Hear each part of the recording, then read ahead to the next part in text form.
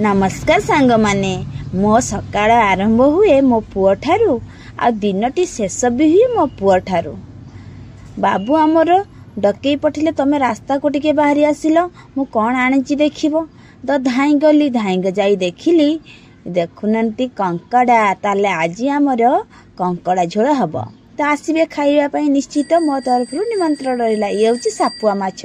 बालेश्वर पटे या सापुआ माछ कहती तो आपण मान पटे कौन सब कहती मत कमेंट रे जनइबे। एपटे कंकड़ा साफ सुतरा कर सारिकी रोषेई कार्यक्रम बसीगले समस्ते कहती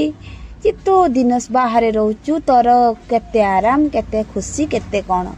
आज्ञा गोटे नॉर्मल छुआ को धरी रहिबा से माटी जानी तार केते कष्ट केते जंत्रणा केते दुख ता भितर भी मो जीवन कटि थाए हस खुशी रे कारण गोलाप फूल रे भी आज्ञा कंटा थाए तथापि से